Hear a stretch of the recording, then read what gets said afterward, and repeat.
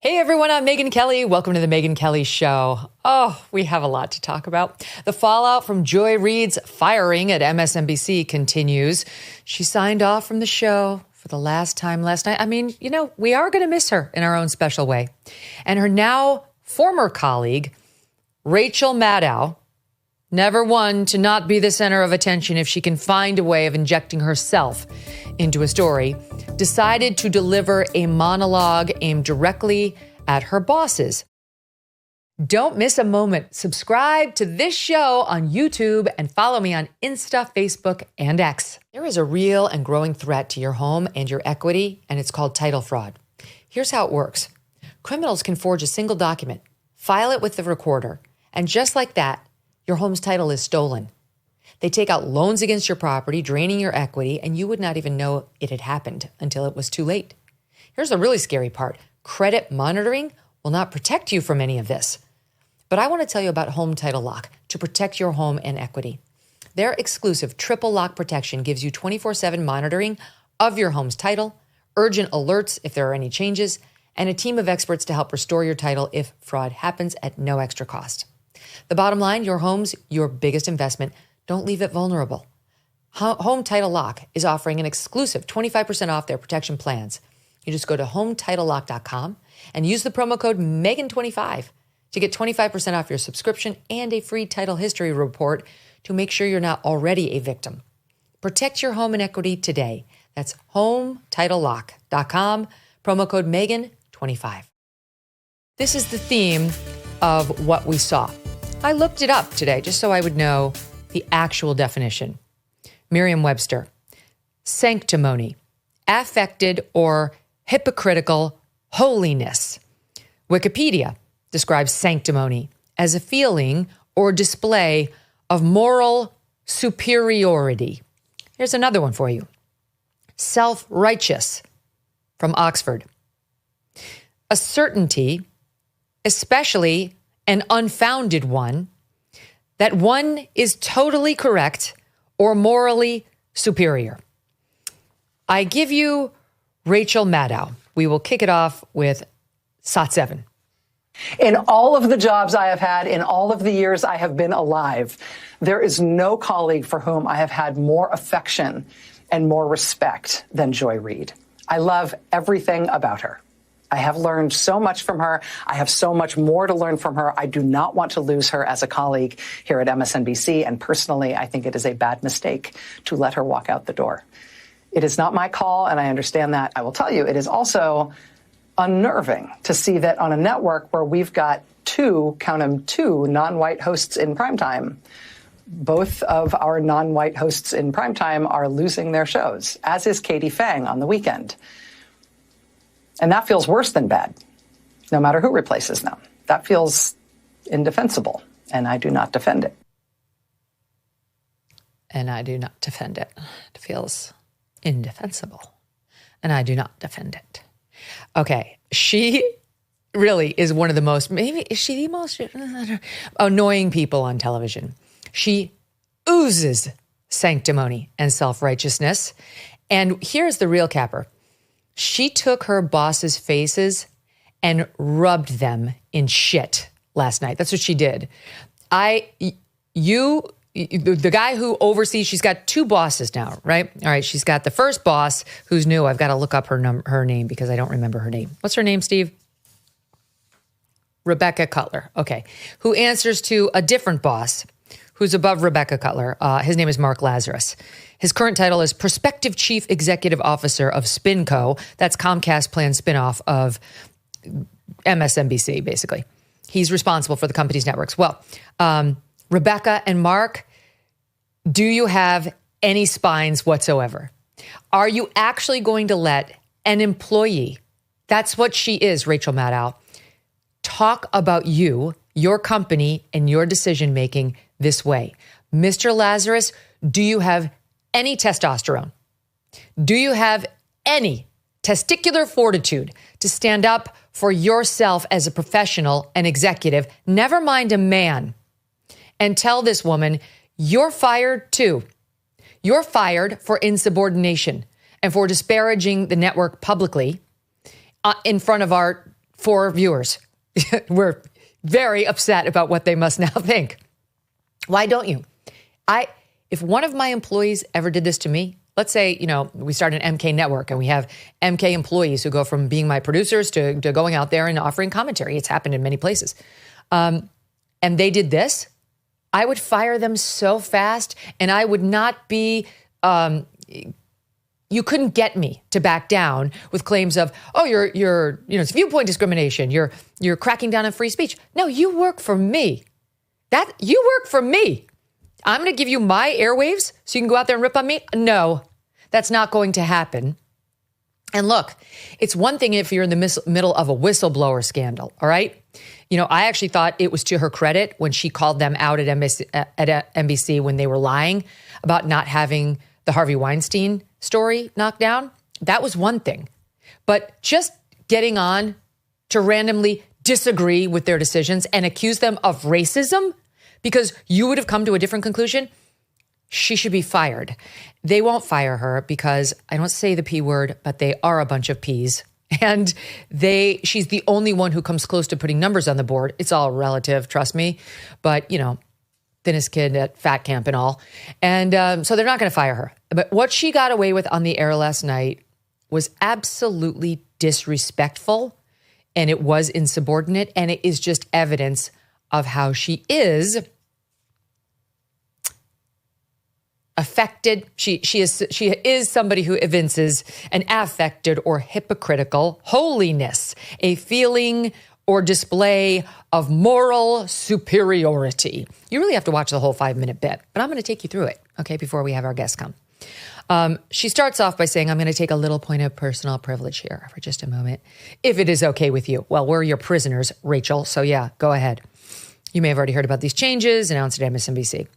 The new president of our network goes nameless. Rebecca does not get a name. Made it official today. This woman just took over on February 12th, by the way. It's not her doing. This definitely came from all the way up. I guarantee you this was a Comcast call. This is probably Brian Roberts' call. Rumor has it that he couldn't stand Joy Reid, which makes sense because she hates white people, and he is one. So that's probably how that went down. Brian Roberts is not a complete lunatic. He's a businessman, and he likes making money. And that's why, as long as MSNBC was doing well, he kind of let the machine go. But now it's hemorrhaging money. And so you start to take aim at the most annoying and weak actors first. And that, sadly, Joy, is where you fell on both counts. So it's not this woman, Rebecca's fault, but Rachel Maddow would like to go out there and pillory all of them, including the new president, who made it official today. Some of the shows are moving, blah, blah, blah. Then she wants everyone to be assured that she is she's going to be here 5 days a week for the first 100 days of Trump's presidency as planned. Okay? But as planned, I'm going back to just Mondays after. Hell no, I'm not working 5 days a week on an ongoing basis. Here's just a little of that. In prime time, just so you know, I am here 5 days a week for the first 100 days of Trump's presidency as planned. Oh, thank God. As planned, I will go back to just Mondays after that. That is not changing.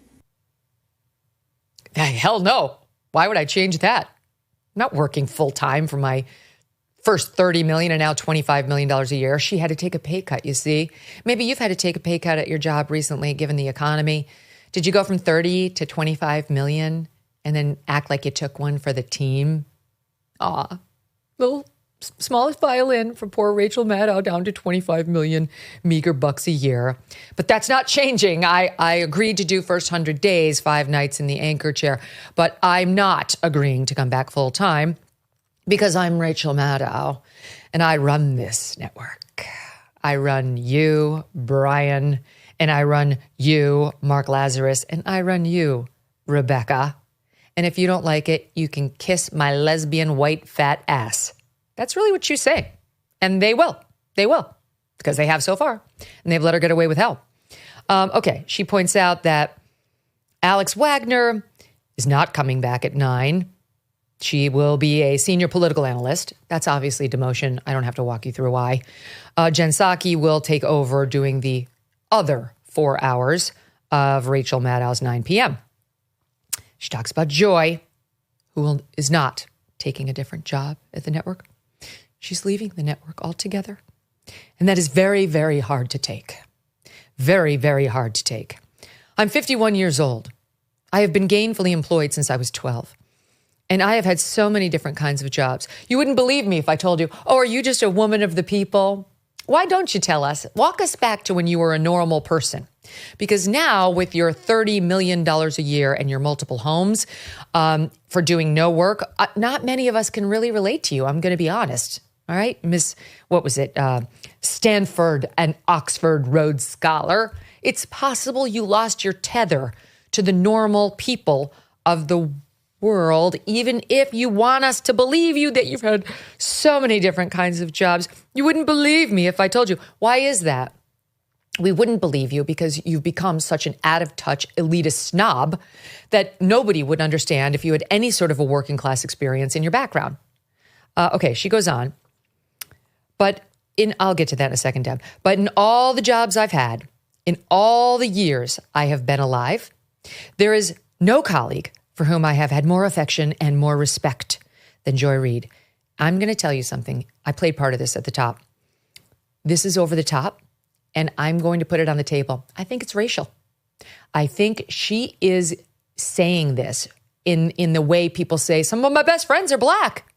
It's like, see how much I love my black colleague? Listen to how she talks. There is no colleague for whom I have more affection or more respect than Joy Reid. I love everything about her. I have learned so much from her.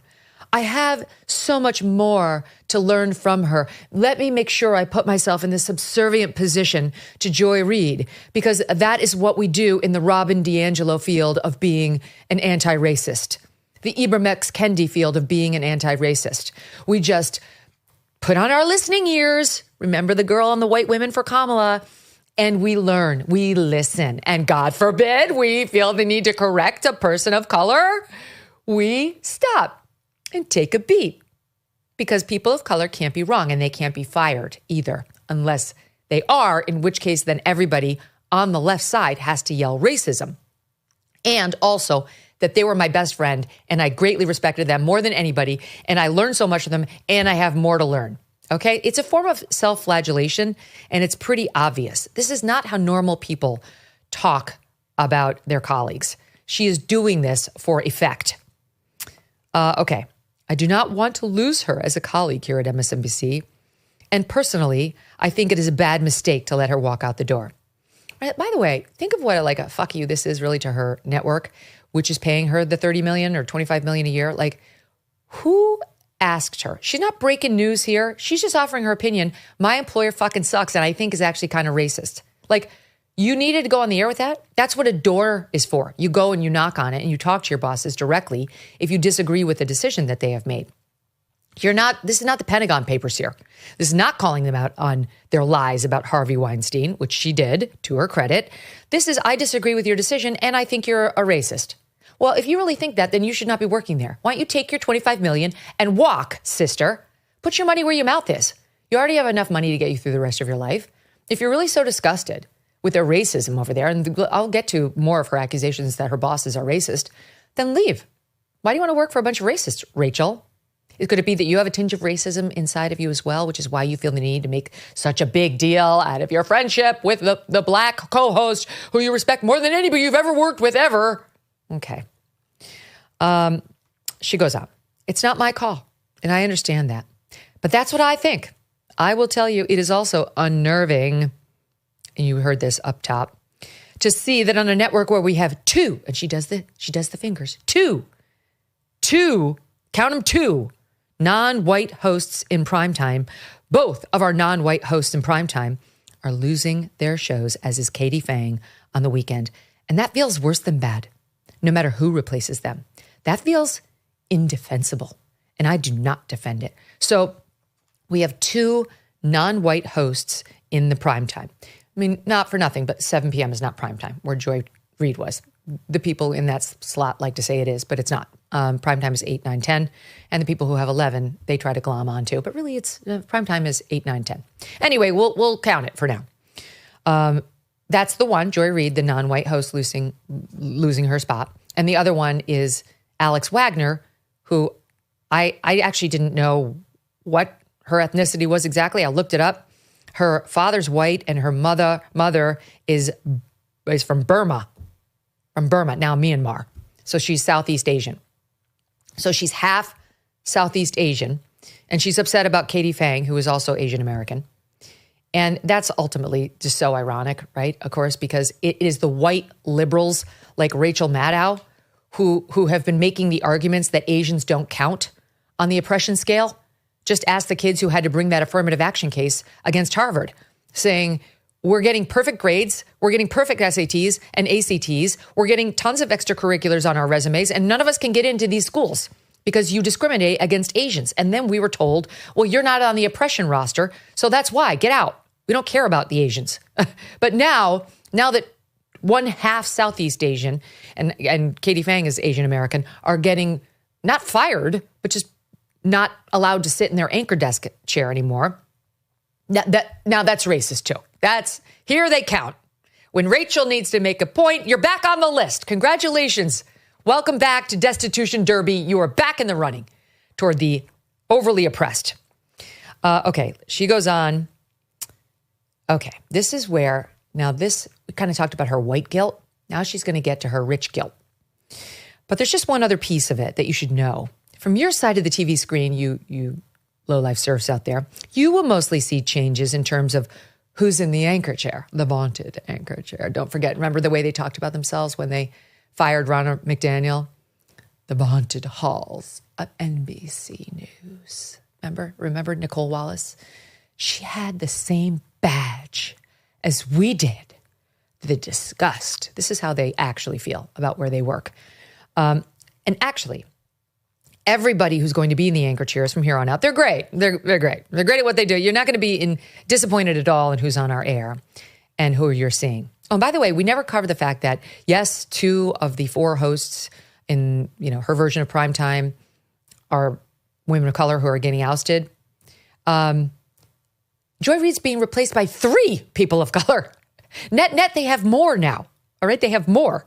So it's like Alex Wagner, half Southeast Asian, she's gone. Well, a Latina's coming into the primetime who wasn't there before. Joy Reid is leaving. She's a black woman. Well, 2 black people are taking over her spot with that Latina. So, I mean, if we're really just going to go by the numbers, Rachel, I think you've increased your numbers. How does it work? Let's call in Ibram. Let's call in Rachel. Or whatever her name is, Robin. Okay, so she goes on. Okay, you're going to love everybody. But one thing you cannot necessarily see, you people at home, is that the people who get our show on the air, they're being put through the ringer.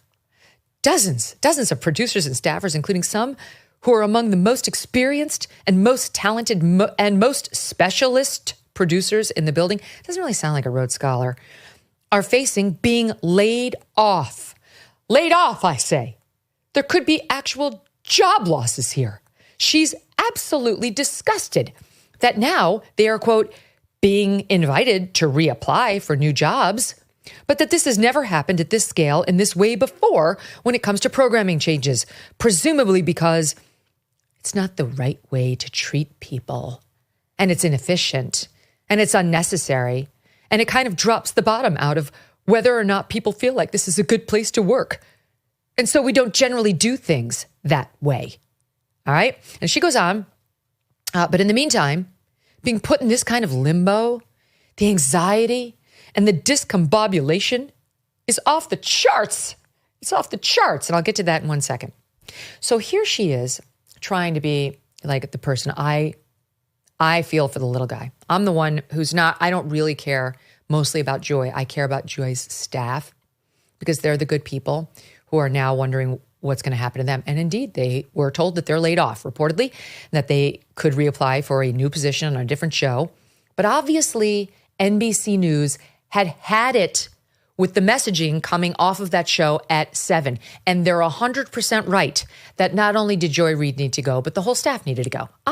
What kind of a lunatic would stay working for Joy Reid if they did not believe what she's saying? I mean, as I said not long ago, the woman tried to start a race war multiple times, including right after Trump won. There was just, yes, I'm sorry, but you all have to go.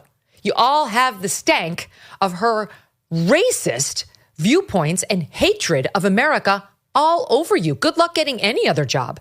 Maybe you'll find one at MSNBC, but Maddow's not wrong. You probably won't find one if not there. So yeah, but here's Rachel. She's so upset. She's so upset about the fact that there are layoffs. Meanwhile, you know why there are layoffs? You know why Joy Reid finally lost her job? You know why Alex Wagner lost hers? Because of you, Rachel Maddow. Because of you and your colleagues who completely destroyed the credibility of your entire network. You, more than anyone, did that. Yes, Joy Reid is a racist race baiter who hates the country. But you are the biggest conspiracy theorist on television. You're the one who pushed Russia, Russia, Russia, Russia, Russia, Russia, Russia for years, trying to make it sound like you had special insights you could let us in on that only the great Rachel Maddow could see through to, and night after night trying to drive up your numbers with a bunch of made up bullshit.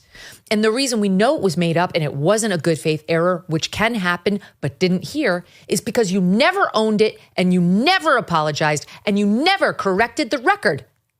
Your network is imploding because you have lost the credibility of even your far left viewers.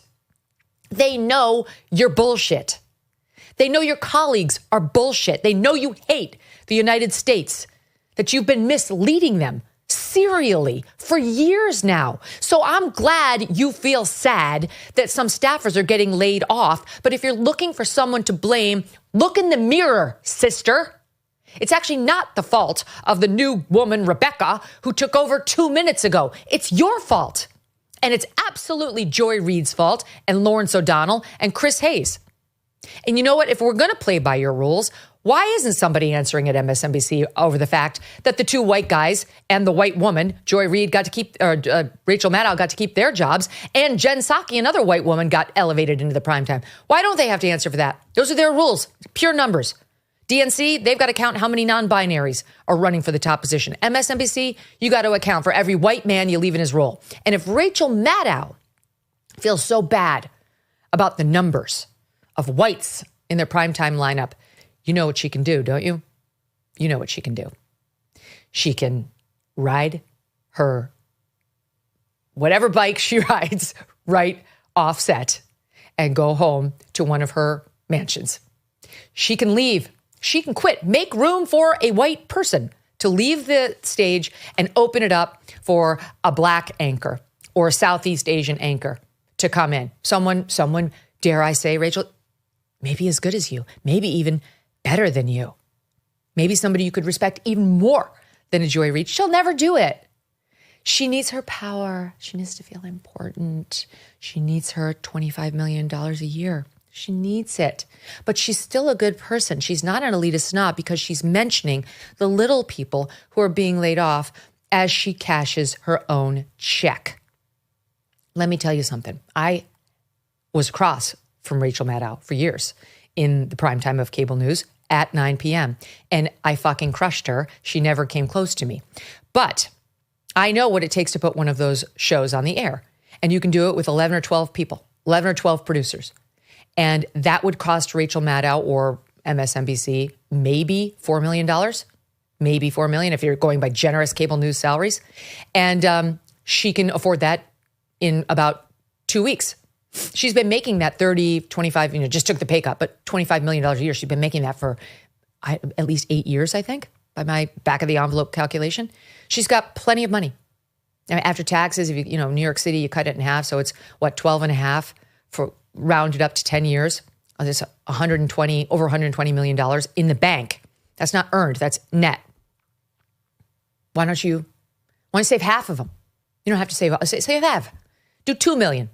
If you care so much, leave your post, open it up for a person of color, and why don't you pay some of those salaries who MSNBC can no longer afford because of you, because of your enormous salary, which is totally outsized to the numbers and results you produce Spare me your sanctimony and self-righteousness when you're not willing to actually do anything about it other than go out there and virtue signal and try to act like a better person than the lowly Rebecca and Mark Lazarus and Brian Roberts of Comcast, all the racists who surround you.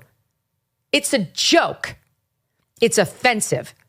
She won't do it. Then she goes on.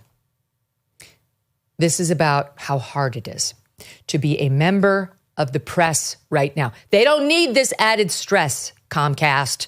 They're already having a difficult time enough in the wake of the Trump presidency. Here's a bit of that. Being put in this kind of limbo, the anxiety and the discombobulation is off the charts at a time when this job already is extra stressful and difficult. It is not news for me to tell you that the press and freedom of the press are under attack in a way that is really, it's a big deal for our country. It's very visceral for us here. Okay.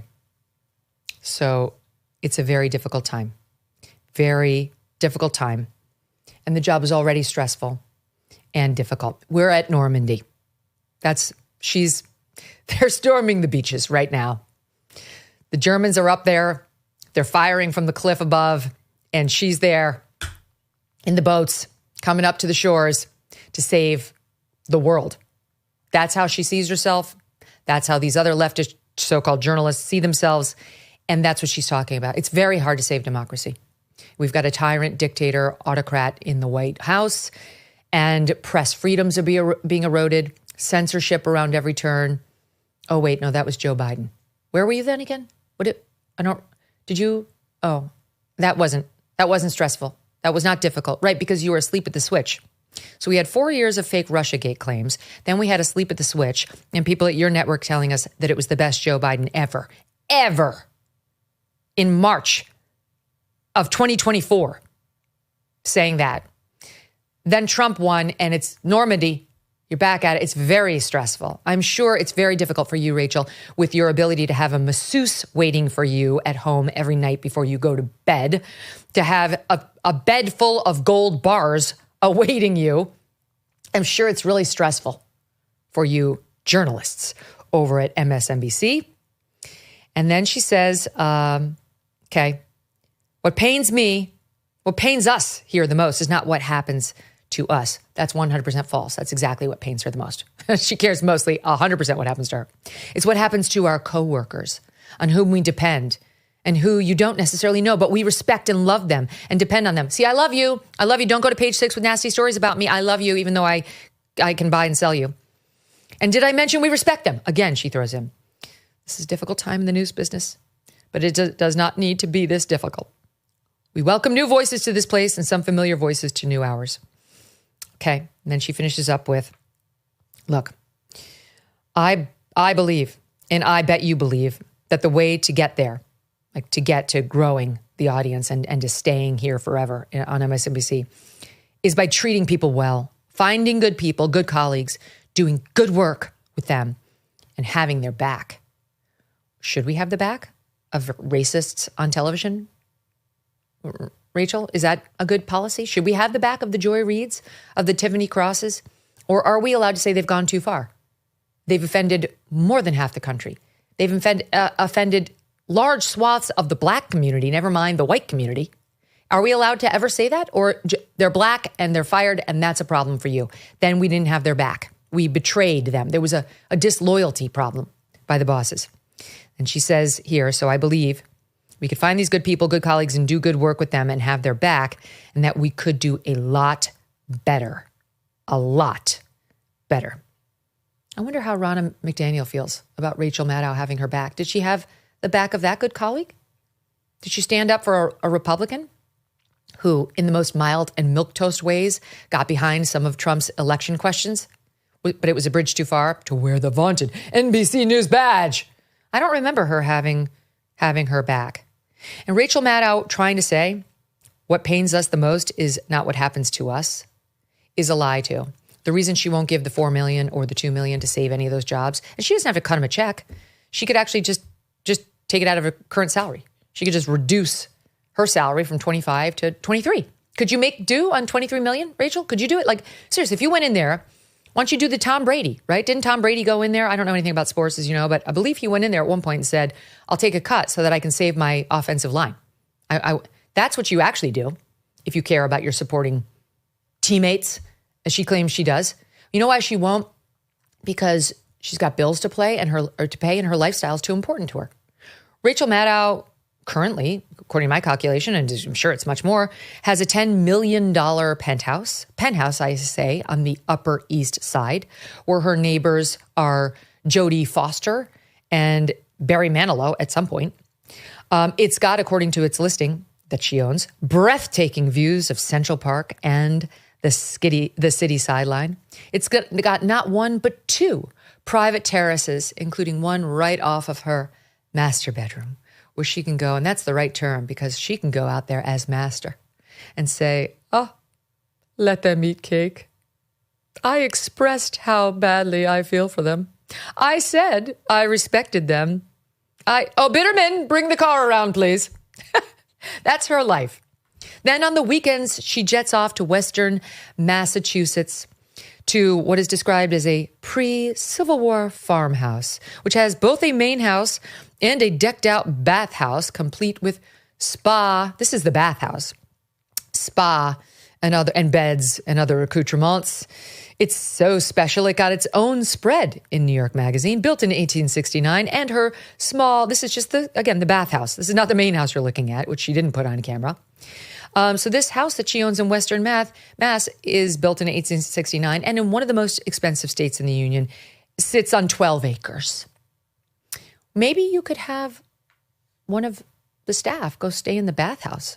Maybe you could have a little retreat where they get to ride their bicycles around your 12-acre estate. Maybe you could let them come and enjoy some cocktails, some farewell cocktails on your double terraces. And then look at them and say, but at least I feel bad about it. I feel really sad about what's happening to you and how hard it is to be me, meaning a journalist in 2025 under Trump. Normandy. She is full of shit. She's self-righteous and sanctimonious, and everyone knows it.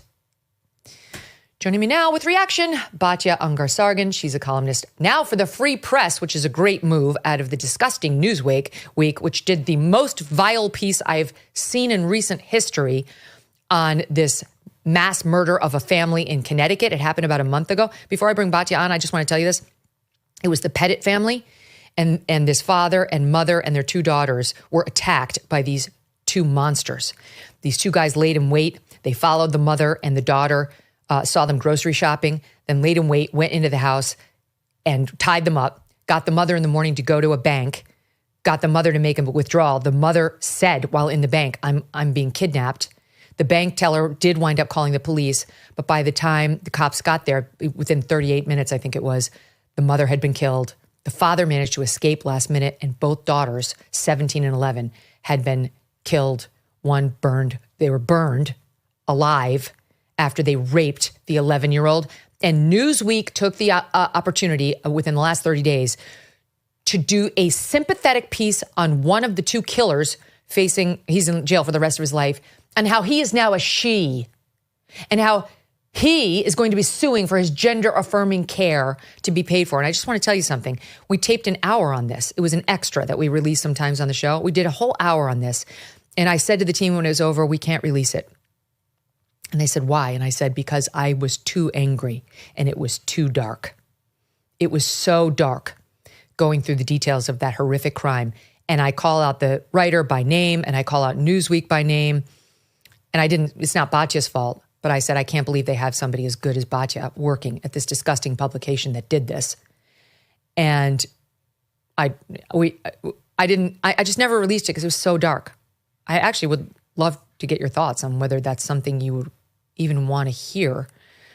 You can email me, Megyn@megynkelly.com. But in any event, I'm thrilled that Batya has gone over to the Free Press, which has absolutely nothing in common with the vile Newsweek. Batya is the author of the book Second Class, and she's back with me today. Batya, great to see you. Thank you so much for having me, Megyn, and for all those kind words. I absolutely adore you. I saw you at CPAC, and I have never seen a crowd that in tune with a speaker. It was brilliant. And thank you so much for having me. Oh, thank you. And honestly, I mean it. I know you had some good times at Newsweek, and not everything they do is bad, but what they did was such an egregious sin. I find it unforgivable, and I'm thrilled you're no longer there. They don't deserve you. Okay, so your thoughts on Rachel Maddow, on the beaches of Normandy, also on her 2 terraces on Central Park, you're looking out at her city and her park views. But it's a very difficult time to be a journalist, and everyone at MSNBC, other than Rachel, is a racist. I think it's so important that you called out the economic aspect here, because this is really what the Democratic Party has become, which is, Rachel Maddow's and AOC's and other elites making themselves the main story when the American people are hurting and the American people are desperate for some kind of representation, desperate for service, and are constantly asked instead to extend empathy to, in people like Rachel Maddow's case, very wealthy people. And the point I would make, Megyn, is that the fact that she's so rich and the race baiting are not actually independent of each other, but they're really 2 sides of the same coin. And this is what my first book, Bad News, was about, which is that the wokeness, this idea that somehow, gender or race are determinative of value instead of right versus wrong, right? This woke ideology is itself a smokescreen for the fact that the Democrats created an economy which is an upward transfer of wealth from working class Americans into the pockets of the elites, not just billionaires and millionaires like Rachel Maddow, but, the top 20%, that over-credentialed college elite who now have a lock on over 50% of the GDP and are the only ones in America who are really guaranteed the American dream. So how did this happen? Well, for 50 years, the Democrats implemented economic policy which was wage theft of working class people. There is a great article in the New York Times that really, really, really portrays this well about how the Hamptons is in an uproar that their slave caste is going to be deported. And these people with absolute seriousness are like, who is going to cut our grass? We are so compassionate. Leave them here. And they don't realize that what they're saying is, my God, we might have to pay an American a living wage, right? This is the Democratic Party, okay? So how do they hide this from the American people? That they are rich and they want indentured servants to clean their homes so they don't have to pay Americans a living wage to do it. They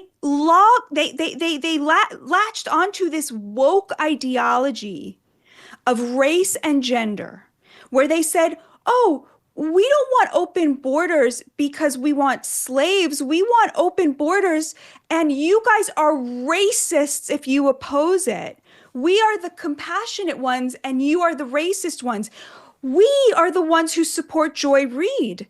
If you criticize her, you are racist. We are the ones who support Rachel Maddow. If you criticize her, you are anti-gay. They used the woke ideology to portray themselves as the good guys while they were robbing their neighbors blind and calling them racist and sexist to hide their crimes. This is who the Democratic Party is. And what we're seeing now with the firing of these people, and obviously, Rachel Maddow refused. You're totally right. That whole speech last night, the only thing people should take away from it is that she refused to actually resign in protest, right? Like that's the thing that happened there, right?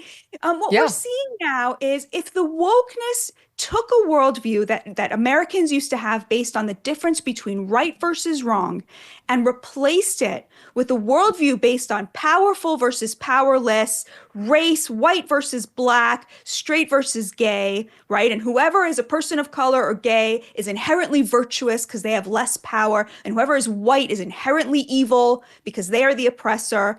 We are now seeing with the firing of these people a return on the part of the American people to a worldview based on right versus wrong and common sense, which has been ushered in by the mass support for President Trump from minorities and from working class people of all races. We're entering a new unified moment of average Americans reclaiming what they know is their right to a worldview based on right versus wrong, their right to define who they are as good people, and just the absolute silencing of this garbage from the woke elites who are also not coincidentally all millionaires.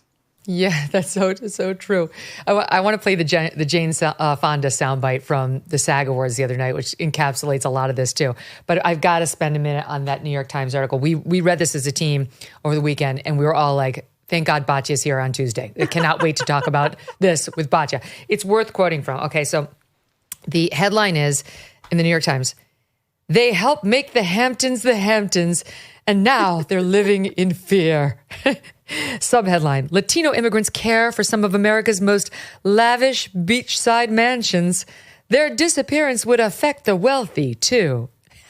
By Dion Searcy, reporter who writes about wealth and power, and Anna Lay, who covers mass transit in New York. Okay, some samples. Wealthy residents of the Hamptons demand perfection. Now, many of the people who make it so, Latino immigrants, some of them undocumented, are panicking about President Trump's deportation orders.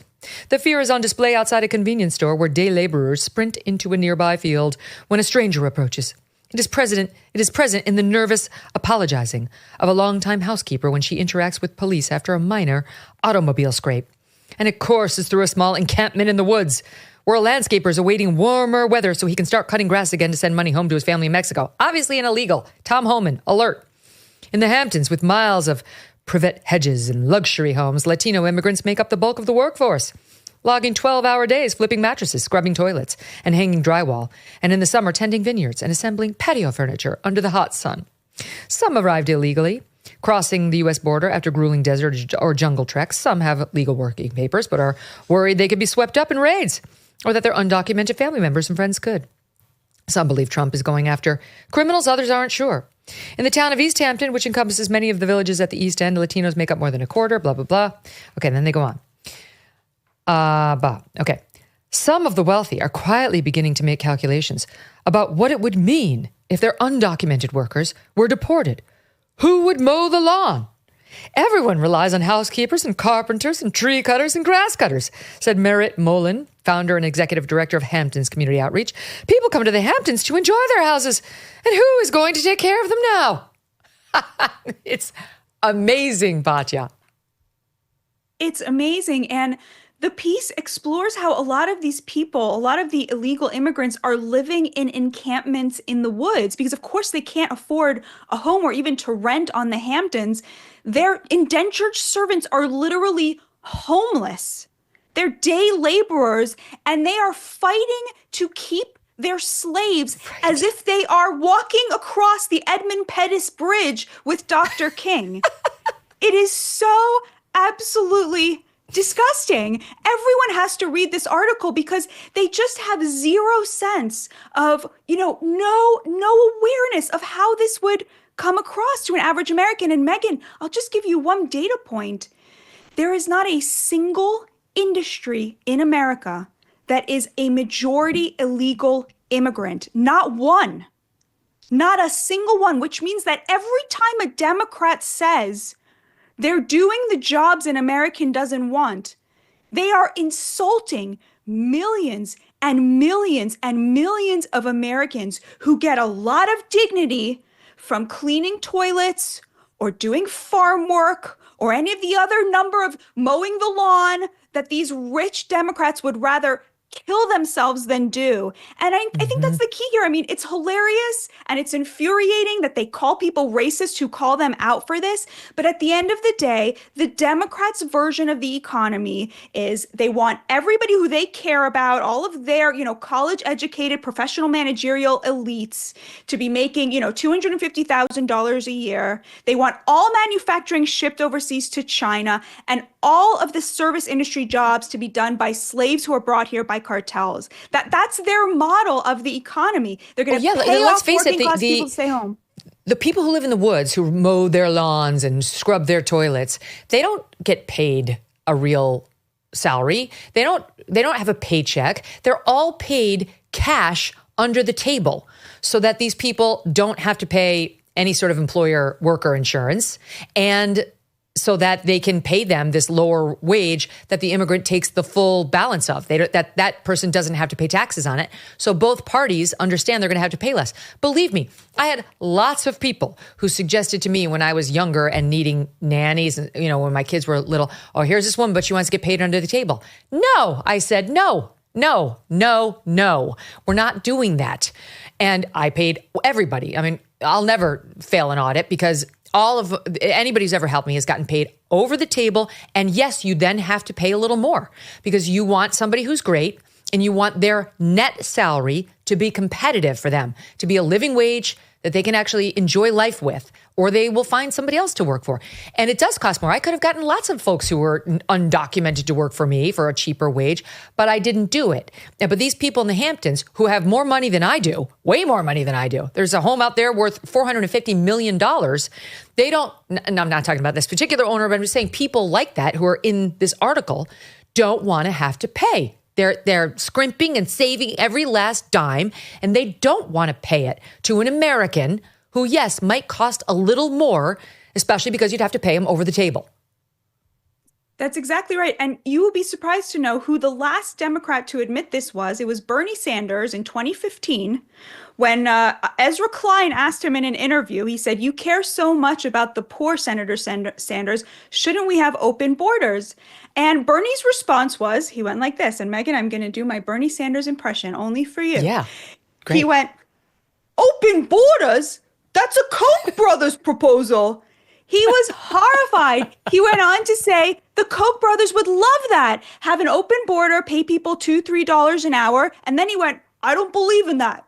He said, "I believe in paying American workers." And the point I would make about this is Lori DeRemer, the President Trump's labor secretary pick, she made this point that an open border hurts the working class. This used to be the Democrats' view. And now watch as every Democrat, including Senator Sanders, are going to vote against her. Tulsi Gabbard was raked over the coals for opposing war and opposing spying on Americans. These used to be left-wing positions. Now they're Donald Trump's positions. And so every single Democrat voted against her again and again with these picks. You see Donald Trump pushing views, great views, sensible views, views that represent where the American people are at. And because he's pushing them, the Democrats have turned on them. There is not a single principle that the Democrats would not abandon if they thought Trump liked it. And it is just such an amazing moment to see the gap between the elites in that party and the unity of the American working class supporting this agenda. I give you Jane Fonda the other night at the SAG Awards, where she was given a Lifetime Achievement Award. Make no mistake, empathy is not weak or woke. And by the way, woke just means you give a damn about other people. Any of you ever watched a documentary of one of the great social movements, like apartheid or our civil rights movement or Stonewall, and asked yourself, would you have been brave enough to walk the bridge? Would you have been able to take the hoses and the batons and the dogs? We don't have to wonder anymore because we are in our documentary moment. This is it. And it's not a rehearsal. This is big time serious, folks. So let's be brave. This is a good time for a little Norma Ray or Karen Silkwood or Tom Joad. We must find ways to project an inspiring vision of the future. She says, woke, it just means being nice to people. That's what it means. You're virtuous, in other words, Batya. And we're basically in the middle of the civil rights movement again, thanks to Trump. These people are so disgusting because we are in a new civil rights era. We are in a new era in which minorities are going to flourish and women are going to flourish. But it's the MAGA movement, and they just can't see it because they are high on their own supply and they hate working class people. This is all hatred of the American working class. And not only is she rich in her own right as a Fonda and a successful actress, but she was married to Ted Turner, right? She was married to Ted Turner for many years, I think for a decade. She's got plenty of dough to throw around. More with Batya on the opposite side of this break. Don't go anywhere. So many people these days are super focused on their health, right? On eating healthier and living healthier. And in that vein, let me tell you about Jacob and Kristen, the founders of We Heart Nutrition. They are raising 5 kids while running a company that is helping hardworking Americans to live that American dream. We Heart Nutrition makes high-quality, research-backed supplements for women and men at every stage of life, helping you stay strong, energized, and hitting your wellness goals. But this is not just another supplement company. They are proudly pro-life, donating 10% of every sale to pregnancy care centers supporting moms and babies in need. They have over 1,000 5-star reviews from real people who are seeing real results. Go to weheartnutrition.com and take their quick 20-second quiz to get your personalized supplement subscription recommendation delivered right to your door each month. And right now, they are giving you 20% off your first order with my code Megyn. Invest in your health. Go to weheartnutrition.com and use the code Megyn for 20% off. That's weheartnutrition.com, code MEGYN. My show had value, and that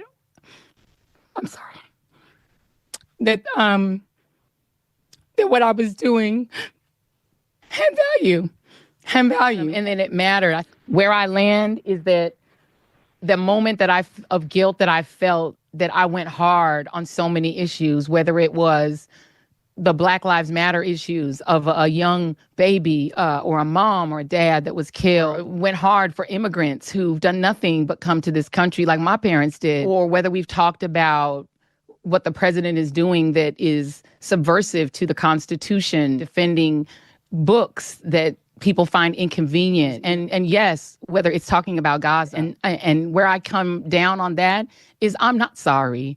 I am not sorry that I stood up for those things, because those things are of God. I'm not sorry. I'm just proud of my show. Of God. So Joy Reid wants you to believe that she's Mother Teresa. She's Mother Teresa / Rosa Parks, a combination of both. We are back now with Free Press columnist Batya Ungar-Sargon. There she was on Saturday, having learned her show was about to be canceled, with a group of online supporters talking about herself, again, like she was saintly. Here's the reality and an actual taste of what Joy Reid's show looked and sounded like. The following mashup put together by Tom Elliott of Grabian. Donald Trump wants to never let black and brown folk up off the mat. Evident what they mean by DEI, right? Why not just say what you mean? You can't stand black people. We get it. You've been heard. If you are black plus anything else, you are black. Violent white nationalism that today threatens our national security. We do have a fascist groundswell in parts of this country, mainly among white men, let's be clear. Make your own dinner, MAGA. Make your own sandwiches. Wipe your own tears. Similarities to what happened in Germany and what's happening now in America are just undeniable. Donald Trump is acting like a Nazi, talking like a Nazi, and now posting like a Nazi. Like right-wingers were saying, get in the oven anytime you made any benign comment on Twitter. Yes, Biden is aging. He shuffles when he walks and forgets names and makes gaffes. But he's not incoherent. He can give us a prompter speech. Kamala Harris has passed the audition flawlessly. This has been, in many ways, a perfect campaign. I got into Harvard and, Yale, Vassar, and the University of Denver, too, because I had a really high GPA and fantastic SAT scores. Let me just be clear. I got into Harvard only because of affirmative action. Okay, just one other point here. You heard her mention tears, white tears, male tears, she's got a thing about it. No, most normal people watching her cry at the beginning of that soundbite, what we did mattered, might feel a pang of sympathy for her, empathy. So they might. And then you remember who she actually was on the air. And clips like this one, which I mentioned yesterday, reacting to the Kyle Rittenhouse trial in 2021. SOT 6. There's a thing about both white vigilantism and white tears, particularly male white tears. Really white tears in general, because that's what Karens are, right? They Karen out, and then as soon as they get caught, it's like, green waterworks. Yeah, right. It's white tears are fake. Kyle Rittenhouse, 18-year-old, put on trial for murder, called a white supremacist unfoundedly by the running next president of the United States. He was faking it. His white male tears, they're racist too. And white female tears are racist. And to the point where she found them so fun, she would mock them. So no, I have zero sympathy for her. None whatsoever. I revel in her termination. I will shoot those tears right into my veins. I'm going to put them on my nightside table in my glass, and I will drink them gleefully. Cry. Go. I'll watch. Am I being too hard? I mean, the white tears meme comes from the Robin DiAngelo book, How to Be an Anti-Racist, where she says, when white people are accused of racism, they cry, and their tears are a weapon they use against Black people. And it's like, no, they're crying because to be racist is to be evil, and they know they are not evil. And you are accusing them of being evil. Like, they took a thing that is a good thing about Americans, that we would rather do many unpleasant, horrible things than be accused of racism because we are not racist, because we are good.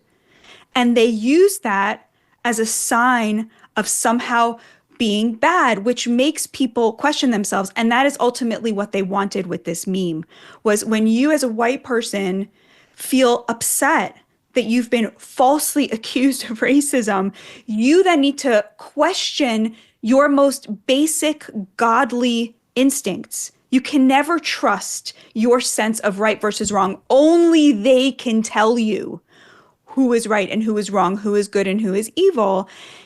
This is the most horrific, heinous thing to do. They try to re-racialize American life at a time when we have finally overcome the sins of our past.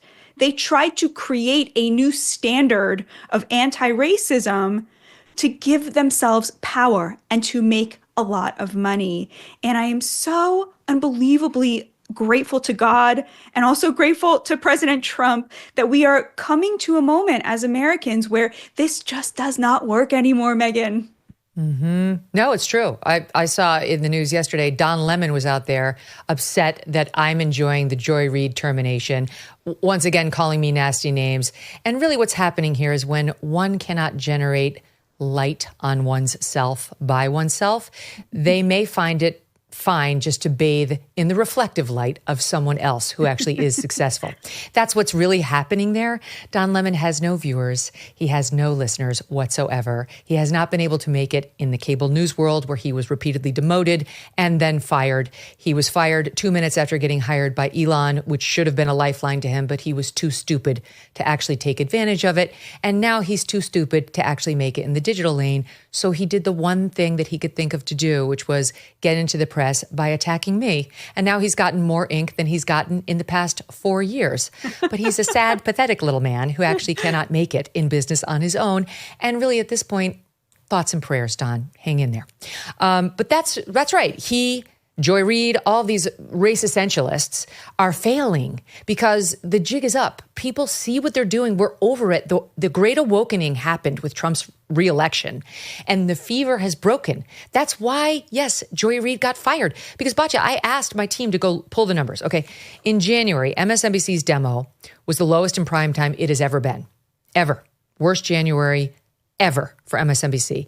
In February, it was a 28% decline in the overall numbers. So they're down 30% in February versus 2024. So they are hemorrhaging viewers still.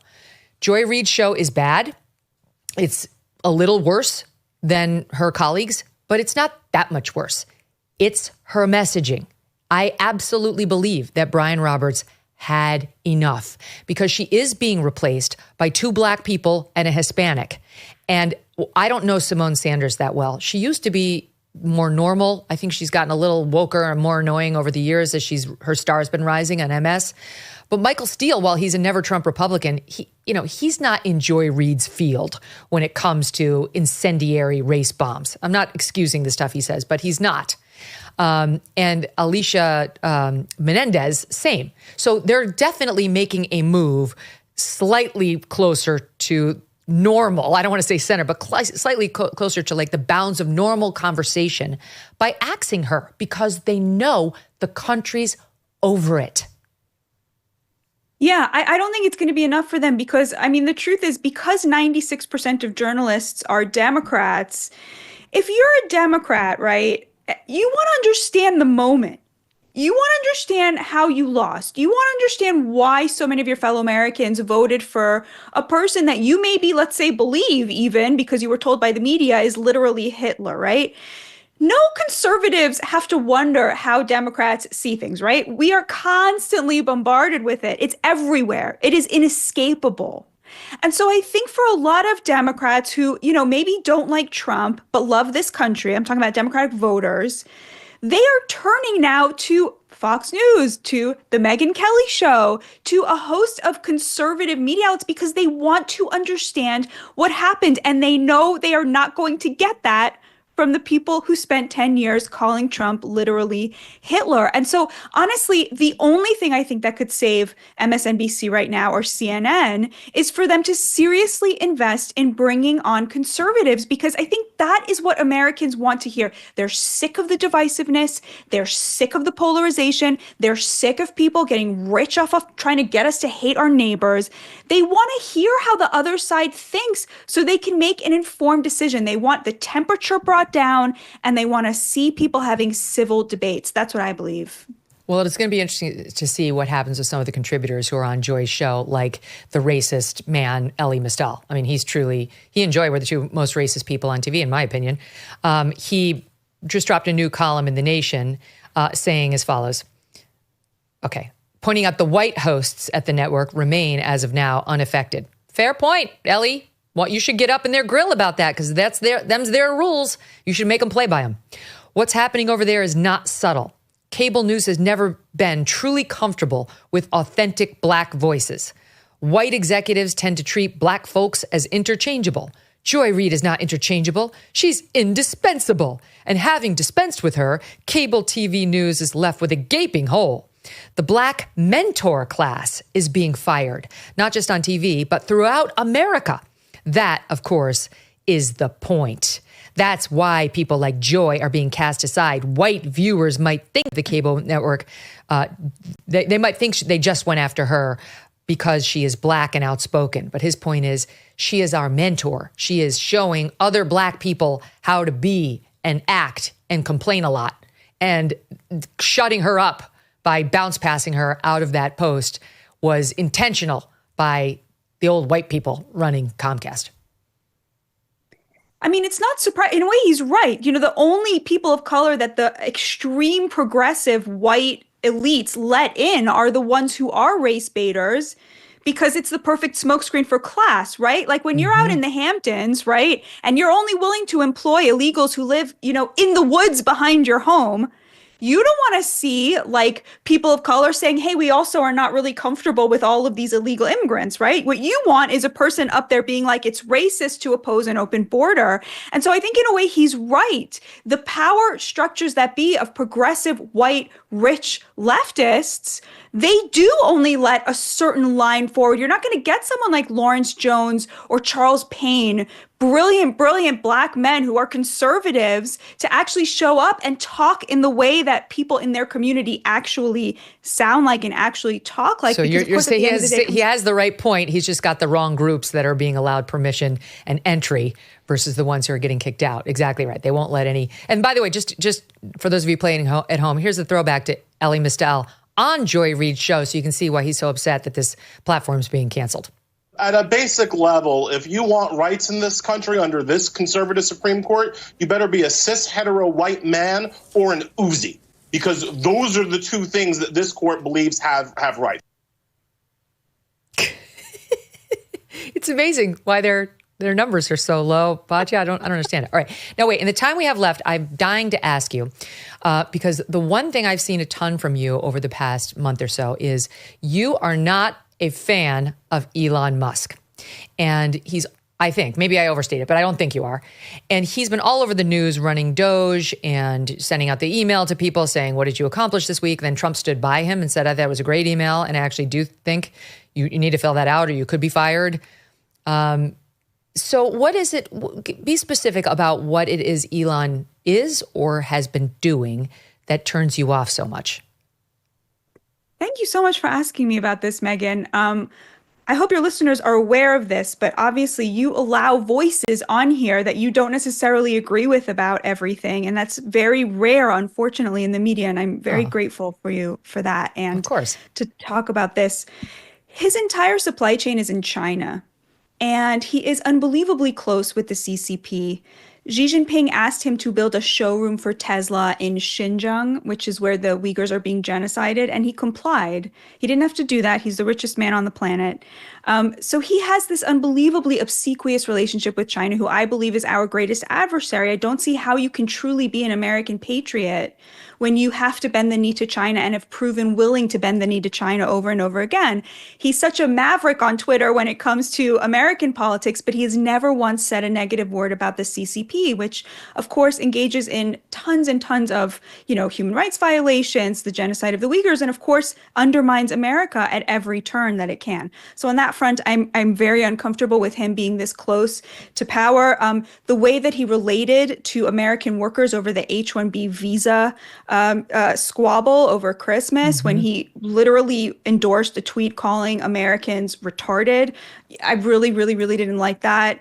I don't think he has the same values as the MAGA movement. He's not religious. He has this kind of transhumanist view. He thinks that Americans are going to be, people are going to become computerized and that intelligence is going to be machine made.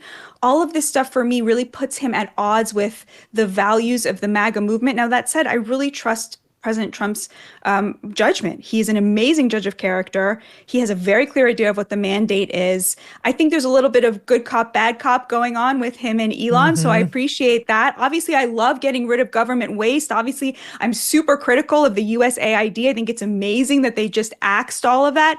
That email to me read kind of like a Karen. I was like, wow, Elon Musk is kind of the Karen in chief, right? Like, tell me what you did this week, right? Like, I want it in writing, right? So but honestly, I don't think that Trump has, I don't think he's compromised anything here. To me, I think he sees Elon as someone he likes hanging out with. I think he sees him as a peer. Donald Trump does not have many peers. Yeah, and true. Elon Musk, as the richest man in the world, is his peer. And I think that he also kind of feels like, look, the guy gave me $250 million, got me over the finish line. I'm going to give him this thing to play around with.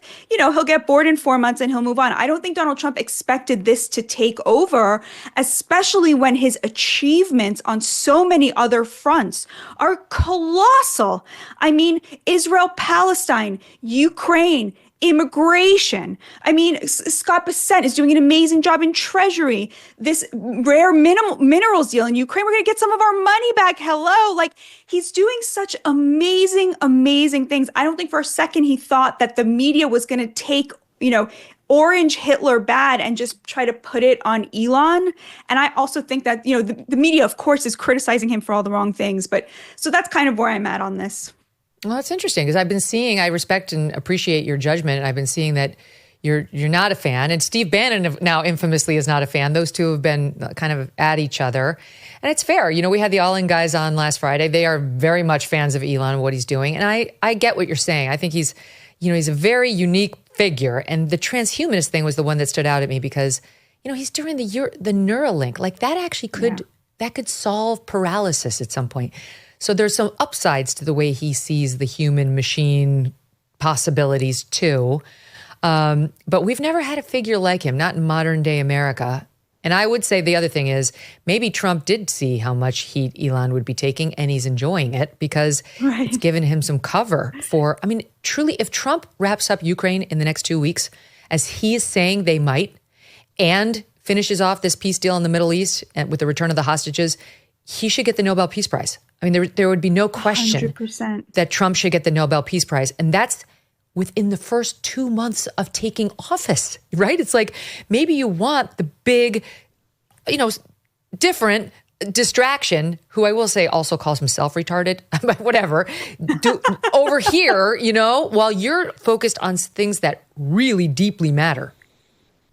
I totally hear that. I do think he might actually get the Nobel Peace Prize. I mean, he deserves it already for what he achieved with the Abraham Accords in the first administration. I was talking to Sebastian Gorka, who's one of Trump's advisors on counterterrorism at CPAC, and he said that he had been at Yale and he had this feeling that these people on the panel with him who had spent 10 years calling him a Nazi were just capitulating. Like there's just been this mass capitulation of the elites who used to smear Trump endlessly. I think he already deserves it. I think he might get it. And, God willing, he has amazing things in the pipeline coming with Saudi Arabia, with Egypt. I mean, they are really making moves. And, Megyn, after that horrific scene with the caskets of the strangled and mangled and mutilated babies' bodies in Gaza, when thousands of Gazan civilians showed up to cheer with their own children. I mean, this just like utterly depraved, godless scene. I think a lot of people are having this feeling of like, we need to break everything. And Donald Trump is just the right man in the right moment. And he has a good heart for this stuff and a good head for how to do this stuff. So I feel very, excited about that. I do think he really wants that. I will say the other thing about Elon Musk is this 13 kids with 4 women. He's never married any of them. Like, it's so what we criticize about leftist culture, the sort of, I don't know, like yeah, we want kids, but don't we want them in these loving 2-parent homes? And he's made such a virtue out of this. Like he thinks it makes him cool. And I think that it's kind of there's a lot of people I think are an odd fit for the MAGA movement, but who I think are bringing really good things into it. And this as a role model for young men, I just don't like it. I feel really uncomfortable with it. Fair enough. Yeah, the personal life. I mean, look, we've talked about it a lot in the show. The personal life of a few of the nominees who have gone up, not ideal, but we have to depend on them because no one's perfect. I mean, like even Kristi Noem, who I'm just a complete, she's lost me as a fan with the shooting the dog in the face, poor little cricket, and then the Corey Lewandowski. But I have to say, notwithstanding, I'm totally rooting for her now. She's got a very big, important job, one that like we really need her to succeed at. So I'm personally, I view it through just such a different lens than I used to just on that front. Because it's like we have a country, a world to save. And you know what? God, believe it, it's happening. It's happening. So anyway, Batya, always a pleasure. Those poor Bebas boys, that has been the most horrific thing I've seen in a long time in the news. And it is a reminder that evil exists and we need strong leaders on the side of the good. All the best, my friend. Absolutely. God bless you. Thank you so much for everything you do, Megyn. Oh, thank you. You too, Batya. All right, coming up, we're going to have this. I've actually been looking forward to meeting her. Now, her husband is a superstar, former NFL player. She was on the Real Housewives, and she'll be here along with the husband in just a bit. Can you guess who they are? Stay tuned. Are you ready to toast the golden age of America? Whether you prefer white, red, or sparkling, Republican Red Winery has patriotic wines your friends and family will rave about. Be sure to check out the iconic 4547 Pinot Noir. Get it? That's cute. Or the newly released Golden Age sparkling wine that pay tribute to America's 45th and now 47th president. These bold wines let others know where you stand. They inspire important conversations, and with over 50,000 delighted customers, Republican Red Winery has earned a sterling reputation for exceptional quality and outstanding customer service.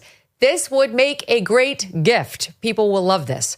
Go to republicanred.com republicanred.com, to support this generational family-run business dedicated to producing 100% American-made wines.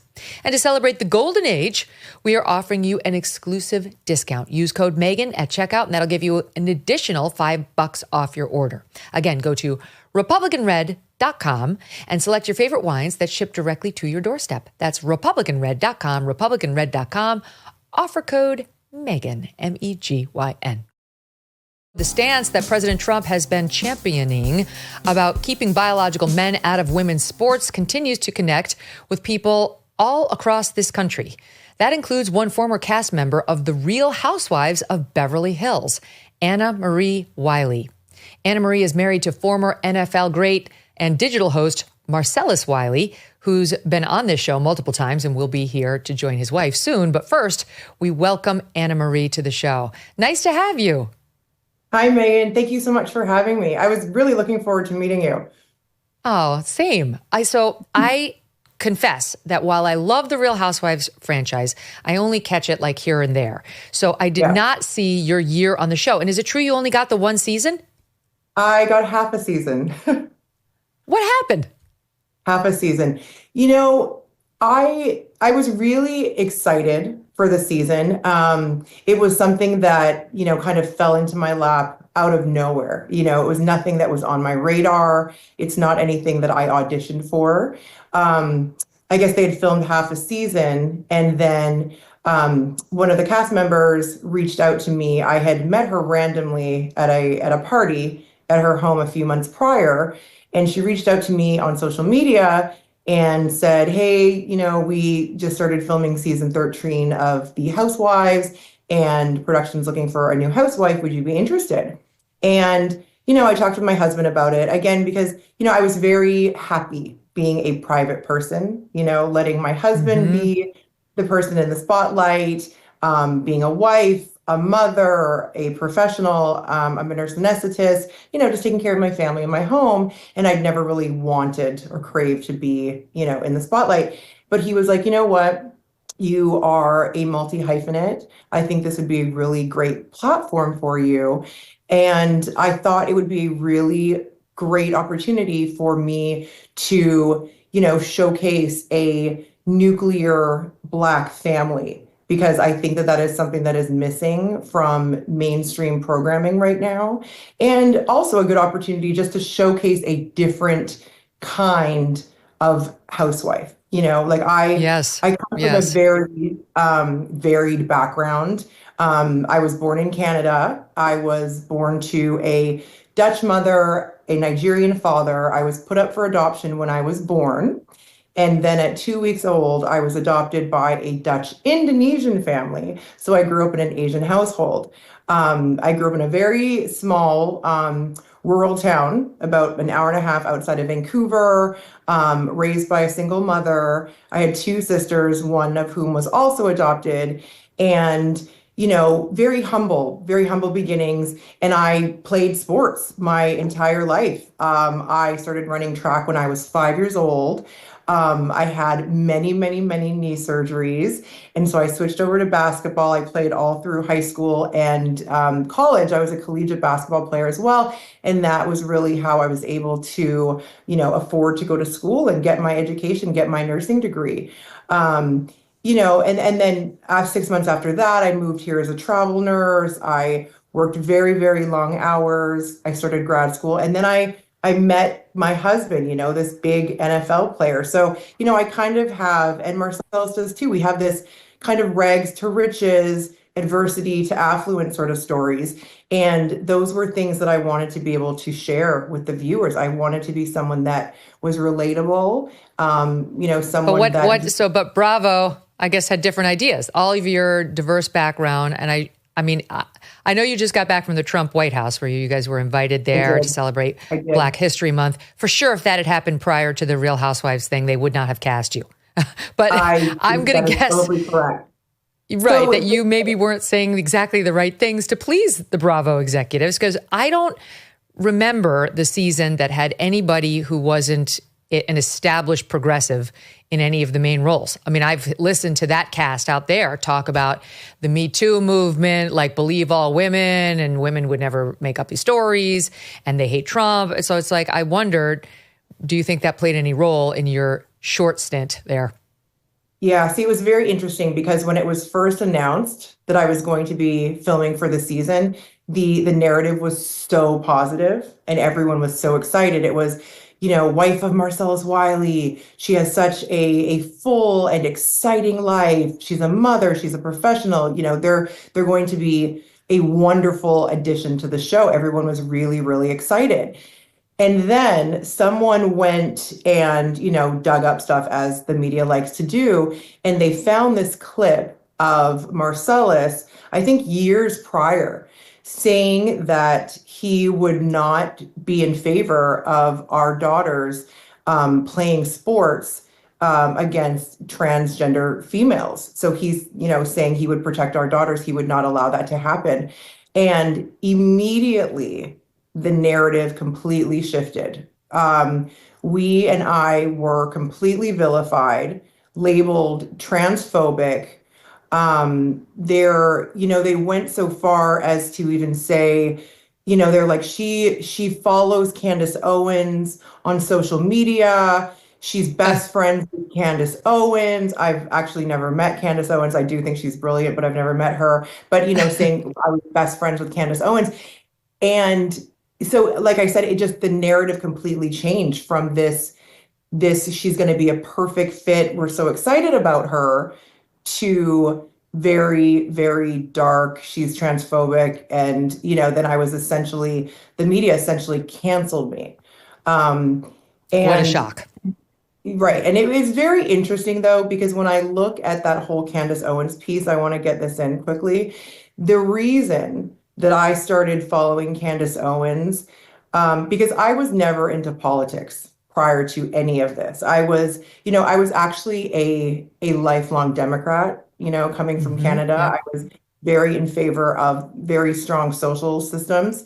But I was a lifelong Democrat. And it was remember in 2000, I think it was 2021, when Balenciaga put out that campaign, the pedophilia campaign.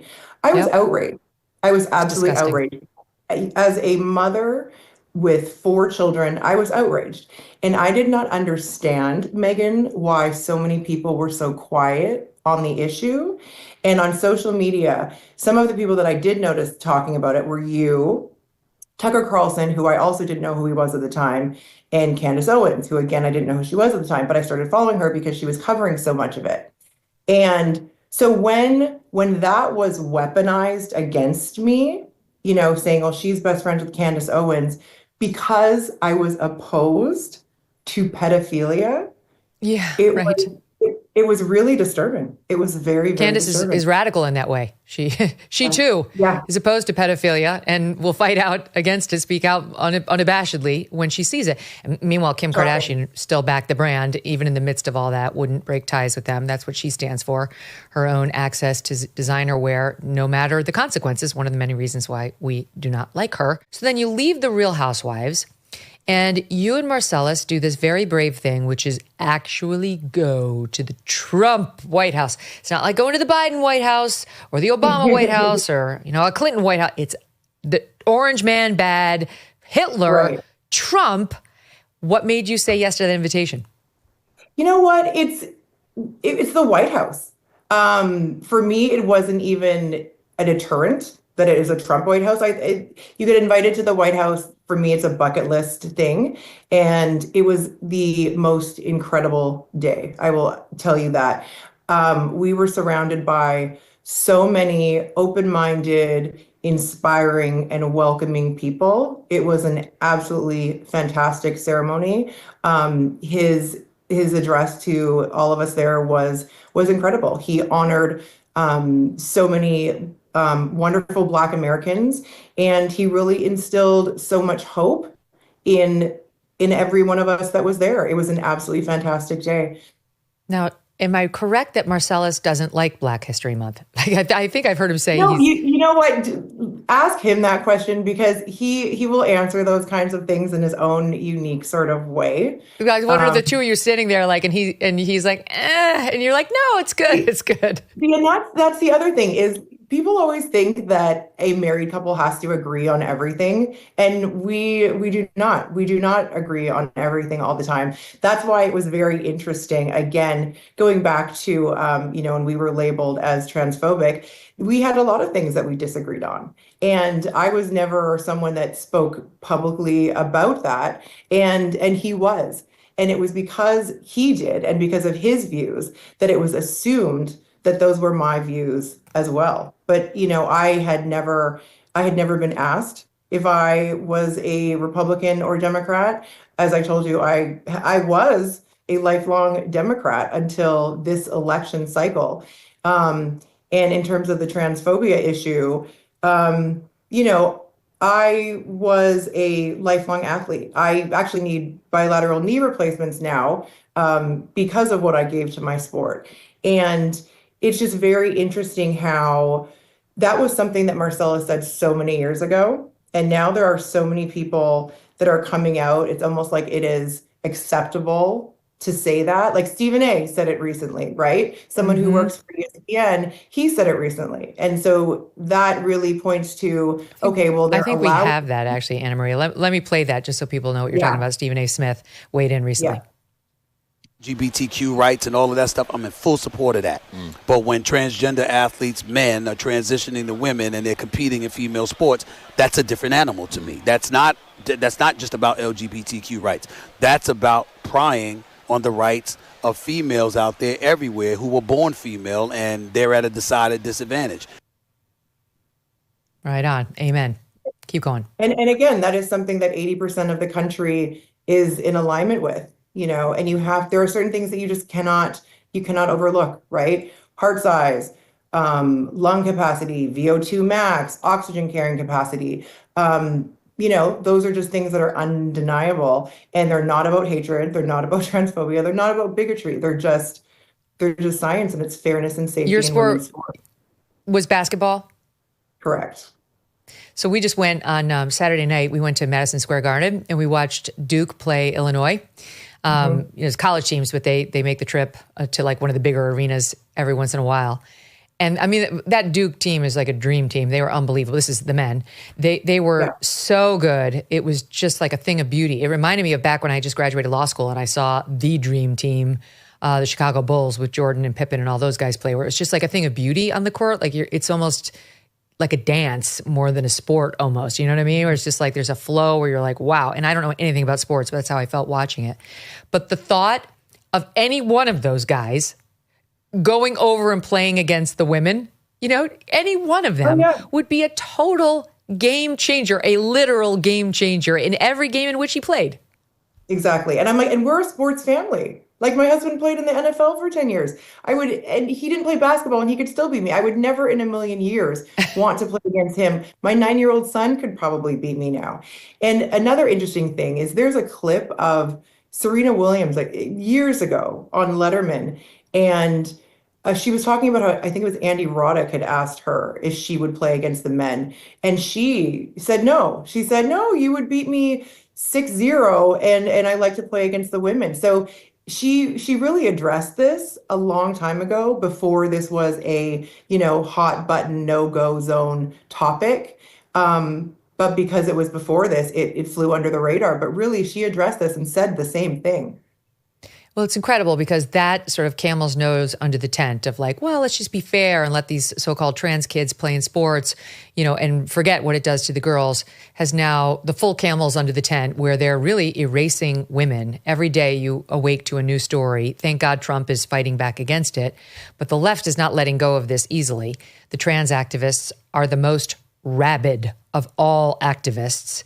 And the latest nonsense comes out of Washington State where, forgive me, there is something in Washington State, but this one's from Wisconsin, where the governor, Tony Evers, has decided to refer to the people who would benefit from his IVF law, protecting IVF procedures, as inseminated persons. That's instead of mothers. Here he is defending the decision, SOT 34. That more gender neutral. What was behind that decision, and do you stand by it? Of course I do. It's absolutely, what the Republicans say is a lie. So of course I'm pretty PO'd about that. So I didn't know that Republicans were against IVF, but apparently they are, because that is what it's about. Moms are moms, dads are dads, and what we want is legal certainty that we're able to that moms are able to get the care they need. That's it. Totally dodging his decision to refer to mothers as inseminated persons. No man can be an inseminated person carrying a baby. Yeah, I think this is really one of the reasons why I say that I didn't leave the Democratic Party left me. I can't think of any woman that is okay with being referred to as an inseminated person. It just goes so far away from valuing mothers and, really paying homage to what we go through to be given that blessing. It's really indefensible. And by the way, not for nothing, but I've done IVF. I used it for my kids. And you're not technically an inseminated person when you do IVF. You're having something implanted in you that's an embryo. The semen happens outside of the body when you do use IVF, Governor Evers, if you really want to get technical. But truly, think about the term and how kind of gross it is. You say mother, and you think of a soft place to fall, a fierce mama bear who protects her young against the most ardent threats. You think about somebody who is both loving and caring and nurturing and strong, providing guidance and discipline where necessary. And when you say inseminated person, I'm sorry, all I picture is a penis ejaculating inside of a woman's birth canal. That's what it really is. It reduces you down to sperm, to semen. Yeah. That's all motherhood now is. It's so offensive. Yeah, it really does. And, it's happening in the name of inclusion. And I think that's where a lot of people also get lost, because you're using terms like, if you don't agree with this, then you're not being inclusive, or you're being transphobic because of that.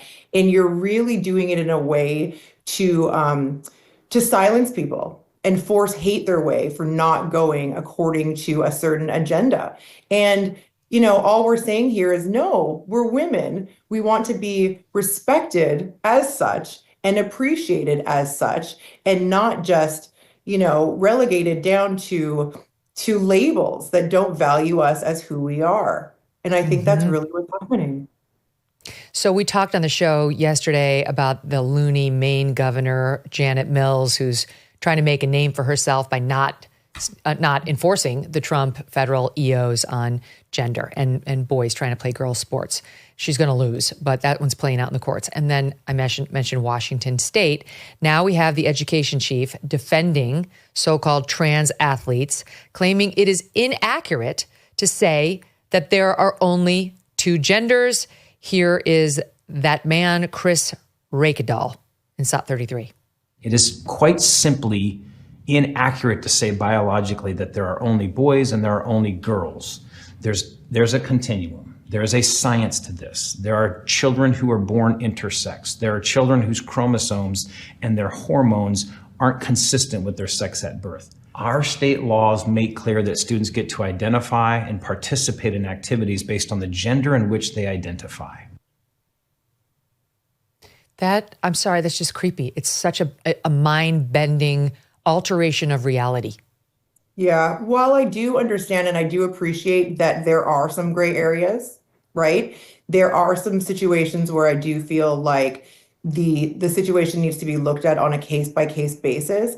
But I think when it's something that is just very clear-cut of the XX versus XY, I think we just need to go back to the basics and understand that once someone who was assigned male at birth goes through puberty, there are undeniable physical differences that exist that hormone replacement or blockers and things like that, they can't account for that difference. And it does become an issue of safety, and it does become an issue of fairness. And it's not about trying to exclude anyone from participation. If you look at it the other way, when you have trans male athletes, they're still competing with the females. But it's only becomes an issue when you have the trans women that are competing Meaning with the men. women. Yeah. Right. Can I ask you a Right. question, Annemarie? Because you said assigned male at birth, that's leftist ideology. Like, because I wonder why you say that. I know it's the leftist language, but I see the cross around your neck, and I know you don't believe God makes mistakes on babies. And when the baby comes out male, it's a boy. It's not assigned anything by a man or a woman who happens to be an MD. So I just wonder why you use that term. I do that in only the vein of not offending anyone. I think, I have no problem with anyone wanting to live their life the way that they choose, do what makes you happy. I think it only becomes an issue when there are other people that are being affected by it. And, if someone doesn't want to use that language, you can't force them to use that language. If someone, once you come into spaces where women don't feel comfortable, that's when it needs to be respected. So really, I'm just offering respect that I would hope that we would get back as women. Mm-hmm. All right, quick break here. I have to say this. I think I would love for you to consider just speaking truthfully as opposed to what somebody else has told you is respectfully. Because I really think that the bit by bit erasure of women, and I wasn't always here, my audience knows this, but I'm firmly here now, it begins with the manipulation of the language. There are realities, biological realities. Anyway, let's stand by because I have to take a quick break, and we're going to come back with Marcellus and we can pick it up there. I'm sure he'd love to jump in on this too. Time is running out to get Genucel's complete skincare package for over 70% off. Go to Genucel.com/MK right now to take advantage of this crazy sale and get their dark spot corrector included in the package today. Genucel's complete skincare package featuring the Genucel under eye bags and puffiness serum, dark spot corrector, and immediate effects product for results in minutes. And if you don't see results, you don't pay. It's that easy. Genucel is known for quality skincare that works. For over 25 years now and millions of orders shipped, Genucel products have the same philosophy of antioxidants, a natural base, and that same chef in the kitchen. Visit Genucel.com/MK, and every order includes their best-selling eyelid lift for droopy eyes, plus microdermabrasion treatment, all for 70% off. Express shipping is also free. Order now, don't wait.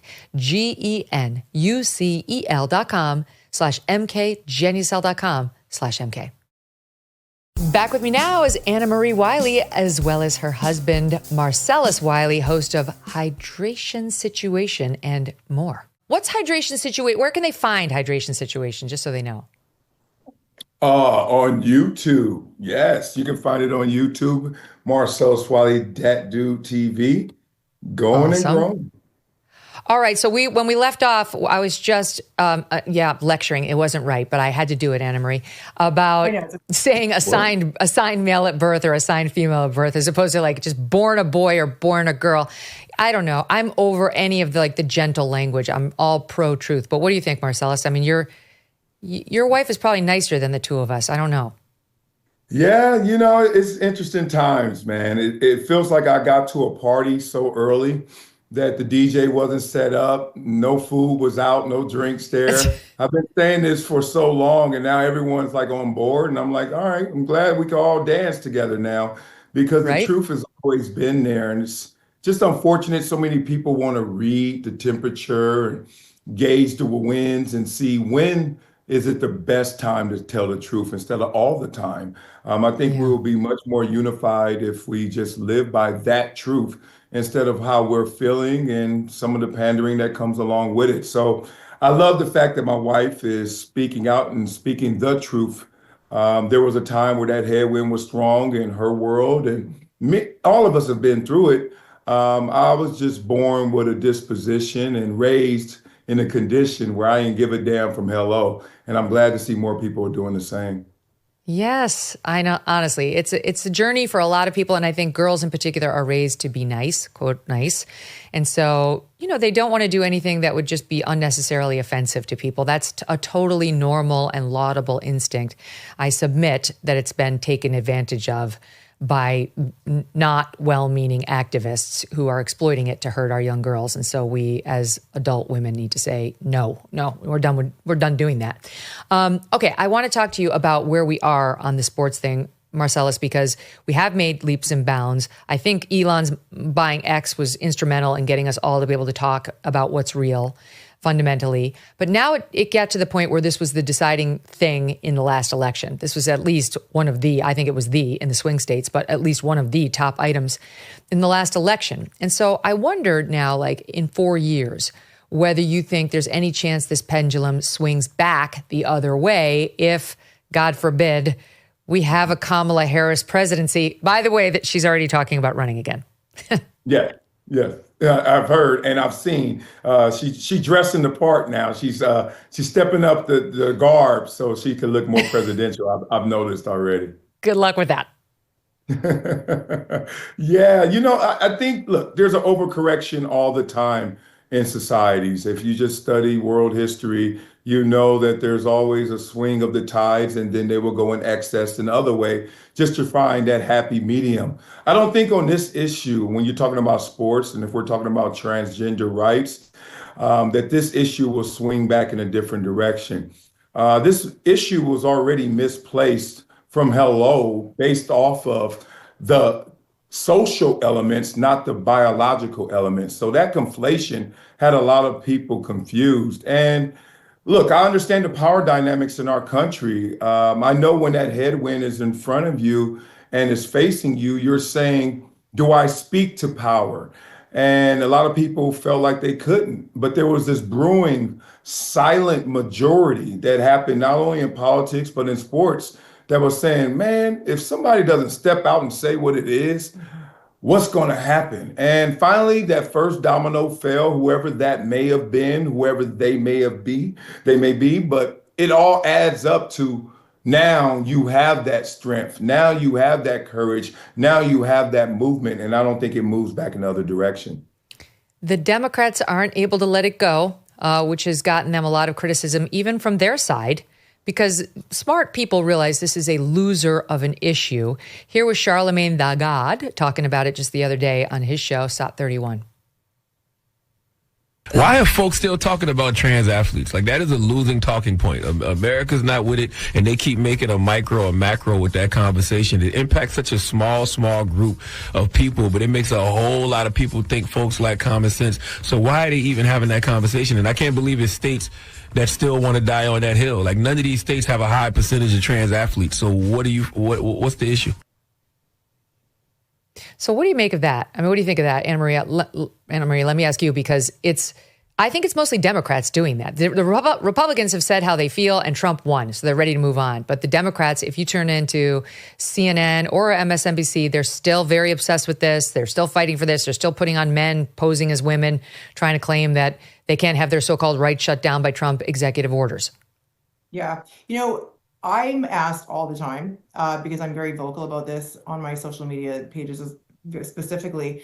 People are like, it affects such a small percentage of people. Why do you care so much about this issue? And I think really the issue surrounding it is, it's kind of like, it's turning up the temperature little bits at a time to see what we as a society will tolerate. And so I think people that can foresee the bigger issue that this becomes, if you are allowing, someone born male to compete against women, and, you're essentially erasing what it means to be female biologically, then what is going to happen next? What comes after this? Like, things will dominoes will keep falling. And, I don't want my girls to look up 10, 20 years from now and be like, where did this all come from? Oh, I think what you mean is your 4 future inseminated persons. Right. Right. And, they're going to say, where did this come from? And I can't live with myself, knowing that I didn't say anything about it at the time, about how ludicrous this issue actually is. And the fact that people won't speak out against it. Women who label themselves feminists won't speak out against it. Women won't speak out against it. And I did mention this on my social media. There's a reason why people are always silent on this issue, because if you say something about it, if you speak out against trans athletes competing in women's sports, that's when you get labeled. Like, these words are they call you a bigot. They call you a bigot. They call you transphobic. These words are used as weapons in order to scare people into silence. And they don't want to lose endorsements. They don't want to lose contracts. But that is what we've been at events where we've seen female athletes speaking on panels. And then when they were, when they're telling us quietly, like, oh, it's crazy, or they're texting us, that's crazy. Yeah. But then when they're asked by the moderator that exact question, they will go into a very, very PC answer. And you're thinking to yourself, really? If you were, yes, absolutely. If you were competing against a biological male in your sport, you wouldn't be who you are. You wouldn't have your records. You wouldn't have all your gold medals. Like, that would not be a thing. So for someone to, people are so afraid to speak up about this because they're afraid of getting canceled, like I was for it. Yeah. And, it's really not that deep. And this is what's irritating about our political climate right now and how they try to even invade sports culture. There are two genders, and anyone else has anything else to say about that, I'm going to judge you outwardly and tell you that I don't think as highly of you as I did before you answered that. Now, from that point on, you can look at the truth any way you want, but there's an absolute truth to that. Now, if you want to carve that up any way you want to and say, well, there's a little truth, well, then that's when we start to get into where we are currently, which is, I'm going to say things in pandering to make sure that I keep my safe position wherever I am on the scale of things. And that's the problem. It's so obvious that when you talk about the issue biologically, that there's a difference and it should be respected, right? Like, there's no advantage, disadvantage if you want to add it all up. Yeah, I could beat my wife running, maybe. You can beat me in anything. Yeah, maybe. Or most things.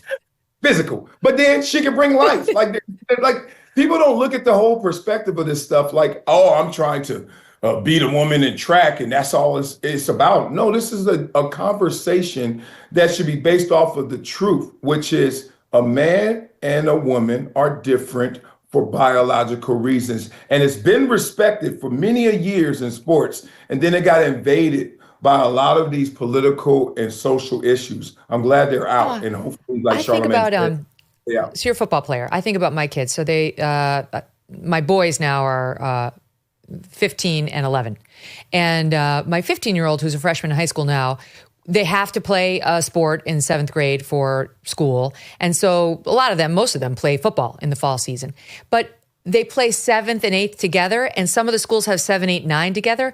And a boy in 9th grade versus a boy at the beginning of 7th grade, that can be like a man playing a little boy, right? Like, it can be a post-pubescent boy, it looks like a man, versus this little scrawny, skinny, right? Like sinewy guy. It's dangerous. And that is the same thing as a woman trying to play male football or putting a woman into a male sport. Like, that's the level of danger. We moms on the sideline would be like, oh my God, like, I hope he lives. And the thought of it being a girl who's not even going to touch the levels of testosterone starting to come into that, even the scrawny boy's body, it's downright scary. It's like, we would never look at NFL football and say, where are all the women? Yeah, it's scary and it was stupid. And look, people thought I was being like just extreme or I was crazy. I was like, my daughters are not competing against a transgender male. It's not happening. Anybody who comes out there and plays against my daughters, and I have 3 daughters, they're going to have to be of the same biology because I went. You said that to me a few years ago before it was in vogue. Exactly. And it wasn't, and please judge me if you want, but I am not what you're saying. I'm sensible, if anything, and I just know it. I'm an athlete. I know what I can do, and I'm a washed up athlete who could still go out there and with the best women, give them some run for their business because I still have that testosterone. I am a person who went through puberty as a male, and it's a whole different animal. Okay, now speaking of football, you have to walk through me with the controversy that I got involved in this week. Kind of not through my own fault exactly, but the Sun newspaper had a report that the Eagles were not going to go to the White House to celebrate their win, and I retweeted it telling them to F off. And this was bad because it wasn't true, as it turns out. The Sun was fake news, and they hadn't even been asked to go to the White House, much less refused. Now, the Sun was reporting that they had spoken with somebody on the ownership team, and that person had said, 0 chance we're going to go. And they did refuse to go when they won the Super Bowl in 2018.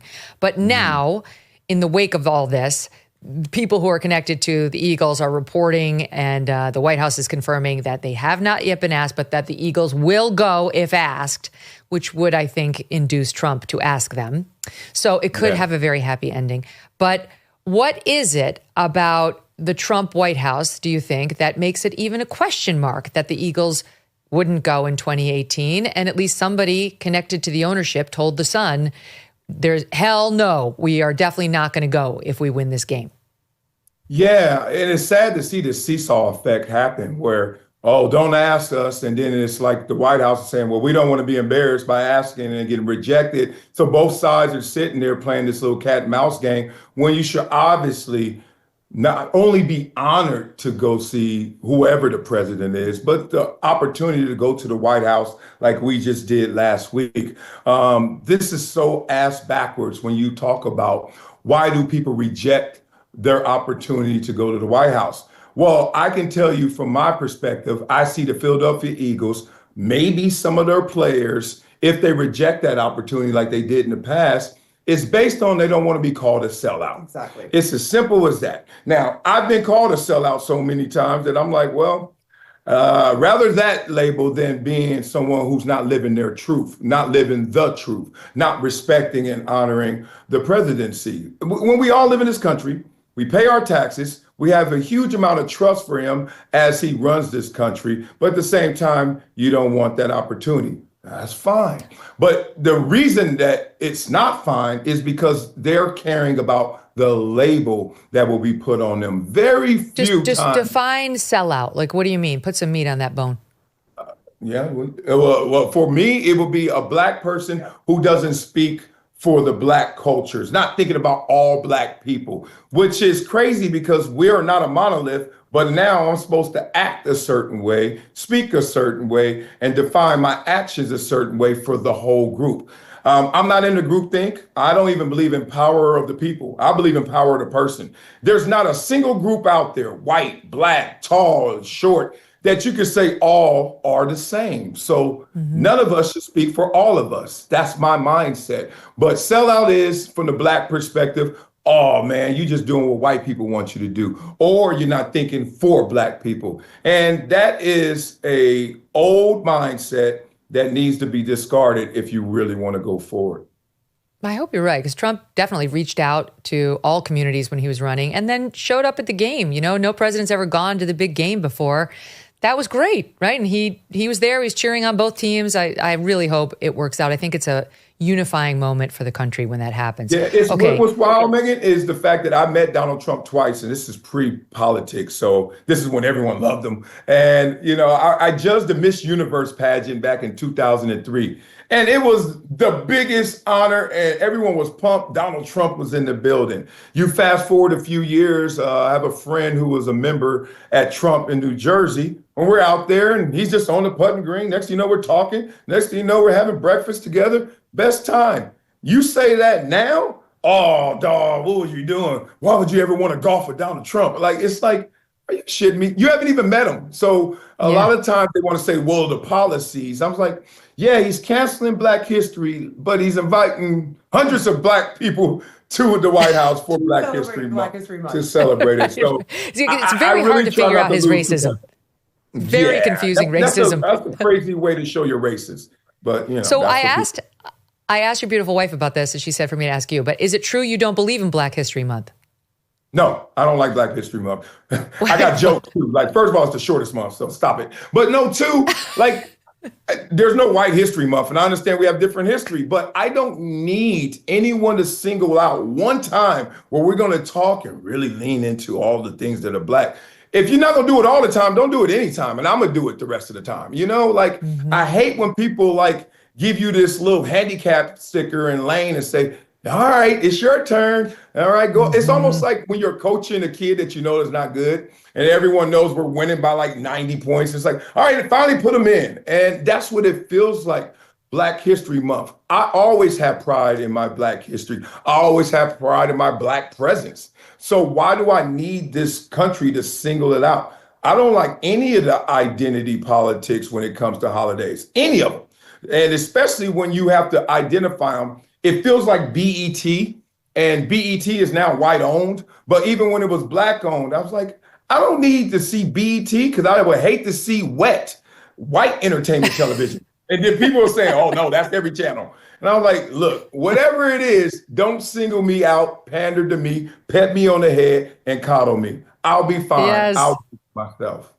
I totally agree with you. I feel the same thing about Women's History Month. It's like, of course, the kids, every other month, they're going into another one of these things. And I have to say, my son, he asked a really good question. He's like, it just seems like our priorities are really screwed up when we have like a Pride Month and a Veterans Day. Like, right on, honey. You got it exactly. Anyway, you guys, thank you. It's wonderful to see you both. Marcellus, Annemarie, please come back. And thanks to all of you guys for joining us today. We'll see you tomorrow, and we will see you tomorrow morning for AM Update.